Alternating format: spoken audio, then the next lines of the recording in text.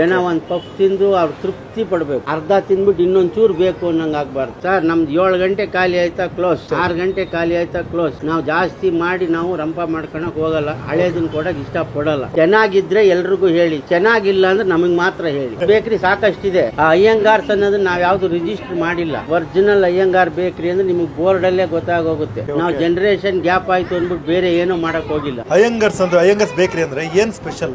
Bread, bun, rusk, biscuit, puff. Uncle ನಮಸ್ತೆ. ನಮಸ್ತೆ. ತಮ್ಮ ಹೆಸರು? Venkatesh. Iyengar sweets and bakery ಹೌದು. ಯಾವಾಗ ಶುರುವಾಗಿದ್ದು?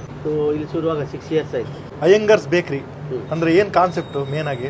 ನಾವೆಲ್ಲ ಅಯ್ಯಂಗಾರ್ಸ್, ನಾವು ಹಾಸನ್ ಡಿಸ್ಟ್ರಿಕ್ಟ್ ನವರು. ನಮ್ಮ ಅಂಗಡಿನಲ್ಲಿ ಪಪ್ಸ್ ಐಟಮ್ ಎಲ್ಲ 4-5 ತರ ವೆರೈಟಿ ಪಫ್ ಸಿಗುತ್ತೆ. ಎಗ್ ಇದೆ, ವೆಜ್ ಇದೆ, ಪನ್ನೀರ್ ಇದೆ, ಹಾಲು ಇದೆ, ಬಿಸ್ಕೆಟ್ಸ್ ಇದೆ, coconut biscuit, cashew biscuit, almond biscuit, nippattu, ಎಲ್ಲಾ ತರದ ಪೇಸ್ಟ್ರಿ ಕೇಕ್ಸ್, ಎಲ್ಲಾ ತರ ನಾರ್ಮಲ್ ಕೇಕ್ಸ್, ಮಾವಾ ಕೇಕ್ ಅಂದ್ರೆ ಅದು ಮಾವಾ ಅಂದ್ರೆ ವಿತೌಟ್ ಎಗ್, ಅದು ವಿತೌಟ್ ಎಗ್. ಆಮೇಲೆ lava cake, cheese cake, plain cake, plum cake, jam roll, ಖಾರ ಬನ್ನು, ಪಲ್ಯ ಬನ್ನು, ಟೋಸ್ಟ್. ಇದು BTM layout, NS Palya, near PM ಕಲ್ಯಾಣ ಮಂಟಪ, ಕೋದಂಡರಾಮ ಸ್ವಾಮಿ ಟೆಂಪಲ್ ಪಕ್ಕದಲ್ಲಿ ಬರುತ್ತೆ.